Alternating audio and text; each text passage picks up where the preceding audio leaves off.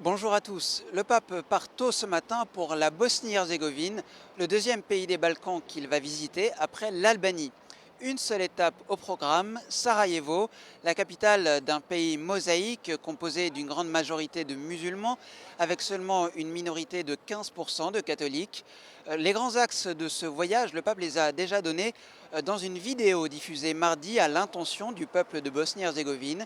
Tout d'abord, confirmer dans la foi les catholiques, soutenir le dialogue œcuménique et interreligieux. Mais le pape cherche surtout à encourager la coexistence pacifique en Bosnie-Herzégovine, un pays ravagé par une guerre interethnique sanglante dans les années 90, qui a amené notamment à l'exil nombre de ses citoyens, une tendance que le pape lui-même a déplorée en mars dernier alors qu'il recevait les évêques de Bosnie-Herzégovine en visite ad limina. Le déroulé de cette visite répond maintenant au schéma classique entamé avec l'Albanie. Le matin, rencontre avec les autorités civiles et grande messe. Puis, dans l'après-midi, le pape François va rencontrer successivement le clergé local, les représentants des communautés religieuses. Et puis, en fin d'après-midi, le pape va aussi rencontrer les jeunes, notamment des jeunes croates et serbes.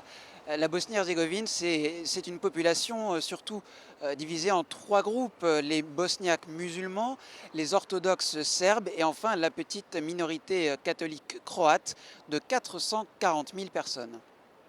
Le pape François part à la rencontre d'une église catholique affaiblie depuis la guerre. Le nombre de fidèles a diminué de moitié.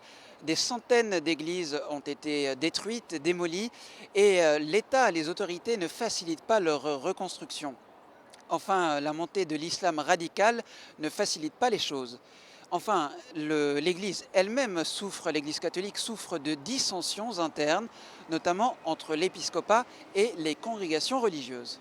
Bref, 20 ans après la guerre civile, les catholiques de Bosnie-Herzégovine attendent avec impatience la venue du pape pour se sentir soutenus dans leur travail auquel ils sont appelés d'une société qui chemine vers la paix pour une cohabitation et une meilleure collaboration. Voilà, je vous retrouve cet après-midi pour un nouveau flash.